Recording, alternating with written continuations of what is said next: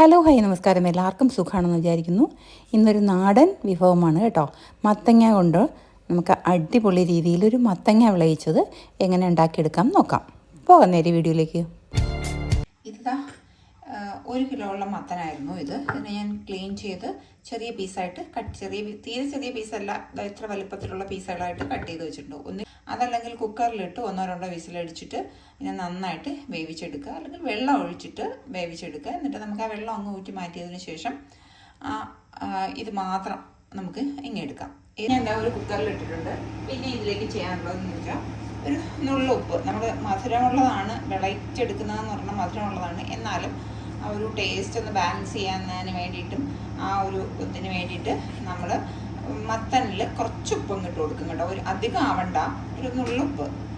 ഇത്ര മത്തനുണ്ടെങ്കിലും നമ്മളൊരു 1/4 കപ്പ് വെള്ളം ഒഴിച്ചു കൊടുക്കും കേട്ടോ. ഒരുപാട് വെള്ളം ഒഴിക്കണ്ട, കാരണം മത്തനിൽ നിന്ന് തന്നെ അത്യാവശ്യത്തിന് വെള്ളം ഇറങ്ങും.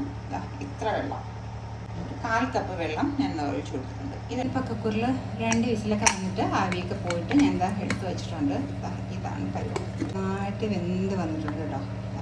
നന്നായിട്ട് ഇതിനൊന്നിങ്ങ് ഉടച്ചു കൊടുത്താൽ മതി. ഇതിപ്പോൾ ഇങ്ങനെ മാറ്റി വെക്കാം. ഇതിനിടയിൽ വേറെ 2-3 കാര്യങ്ങൾ നമുക്ക് ചെയ്ത് വെക്കാറുണ്ട്. അത് കഴിഞ്ഞതിന് ശേഷം ഇതിൻ്റെ പ്രോസസ്സ് തുടങ്ങാവേ. 1 കപ്പ് ചോറ് വയ്ക്കുന്ന അരിയാണ് കേട്ടോ ഇത് ഞാൻ എടുത്ത് വെച്ചിട്ടുണ്ട്. 1 കിലോ മത്തന് ഏകദേശം 250 ഗ്രാമോളം അരി വേണം. അരി നന്നായിട്ട് കഴുകി വൃത്തിയാക്കി എടുത്തിട്ട് വന്നിട്ട് അതിന് വറുത്തെടുക്കണം കേട്ടോ. അതിന് വേണ്ടിയിട്ടാണ്. അപ്പോൾ ഇതിനെ ഇത് കഴുകി വൃത്തിയാക്കി എടുത്തിട്ട് വരാം. 250 ഗ്രാം ശർക്കര എടുത്തിട്ടുണ്ട്. 250. നിങ്ങൾക്ക് മധുരം നിങ്ങളുടേതനുസരിച്ചിട്ട് അധികം അങ്ങ് മധുരം ആവുന്നതും ഇത് അതിന് അത്ര നല്ലതല്ല കേട്ടോ. അപ്പോൾ ഒരു മീഡിയം സൈസ് മധുരം അതാണ്. അപ്പോൾ എനിക്ക് ഇത് ഇത്ര മതി. നിങ്ങൾക്ക് വേണമെങ്കിൽ ഒരച്ചും കൂടി, ഞാൻ ഇപ്പോൾ ഒരു അച്ചിൻ്റെ ഒരു 1/4 ഭാഗം കൂടി ഇട്ടിട്ട് നിങ്ങൾ ഈ അച്ച് ഫുള്ളായിട്ട് അങ്ങ് എടുത്താൽ മതി വേണമെന്നുണ്ടെങ്കിൽ. 1 ടേബിൾ സ്പൂൺ വെള്ളം ഒഴിച്ചിട്ട് ഇതിനൊന്ന് ഉരുക്കിയെടുക്കുക ആദ്യം. കുട്ടികളൊക്കെ സ്കൂളിൽ നിന്ന് വിട്ട് വരുന്ന സമയത്ത് എളുപ്പത്തിന് ഉണ്ടാക്കാൻ പറ്റുന്ന ഒരു സ്നാക്കും കൂടിയാണ് കേട്ടോ ഇത്. ഇപ്പോൾ ഇത് ഇത്രയൊക്കെ മതി. കണ്ടോ, അരി പൊട്ടുന്ന സൗണ്ട് കേട്ടോ. ഇതേപോലെ പൊട്ടി വരണം. നന്നായിട്ട് ചൂടായി അരി പൊട്ടി വരുമ്പോൾ നമുക്ക് ഗ്യാസ് അങ്ങ് ഓഫ് ചെയ്ത് കൊടുക്കാം. ശർക്കര ഇപ്പം ഒരു 2 ടേബിൾ സ്പൂൺ വെള്ളം ഒഴിച്ചിട്ട് ശർക്കര അലിയിക്കാനായിട്ട് വെച്ചിട്ടുണ്ട് കേട്ടോ. ഇതാ നമ്മുടെ ശർക്കര നന്നായിട്ട് അലിഞ്ഞു വന്നിട്ടുണ്ട്, കട്ടയൊന്നുമില്ല. അത് നമുക്ക് അരിച്ചെടുക്കണം. അത് അപ്പോഴും നമുക്ക് അരിച്ചങ്ങ് എടുക്കാം കേട്ടോ. ഇനി നമ്മൾ ഏത് പാത്രത്തിലാണോ ഇത് വിളയിച്ചെടുക്കുന്നത് ആ ഒരു പാത്രം എടുത്ത് വെച്ച് കൊടുക്കാം കേട്ടോ. കുറച്ച് നെയ്യ് അങ്ങ് ഒഴിച്ചു കൊടുക്കാം. ഇതാ നെയ്യ് നന്നായിട്ട് ചൂടായി വന്നിട്ടുണ്ട്. നമുക്കിനി കുറച്ച് അണ്ടിപ്പരിപ്പ് ഇട്ട് കൊടുക്കാം.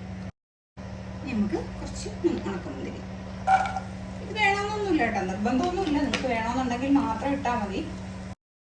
ചെയ്യാനുള്ളതെന്ന് വെച്ചാൽ നമ്മുടെ ഈ മത്തനുണ്ടല്ലോ, വേവിച്ച് വെച്ചേക്കുന്ന മത്തൻ, അത് ഈ നെയ്യിലോട്ട് തന്നെ ഇട്ട് കൊടുക്കാം. ചിലപ്പോൾ മത്തൻ്റെ വെള്ളം ഉണ്ടെങ്കിലും കേട്ടോ, നെയ്യും നന്നായിട്ട് ഉടഞ്ഞു വന്നിട്ട് നമ്മൾ മിക്സിയിലൊന്നും വെച്ച് ഉടച്ചിട്ടില്ല. അത് നന്നായിട്ട് ഉടഞ്ഞിട്ടുണ്ട് കേട്ടോ. ഈ സമയത്ത് നമ്മൾ എടുത്തു വെച്ചിരിക്കുന്ന ശർക്കര അങ്ങ് അരിച്ചൊഴിച്ചു കൊടുക്കാം. ഏകദേശം ഒരു 1/2 കപ്പോളം ചിരകിയ തേങ്ങ, പൊടിച്ചരി,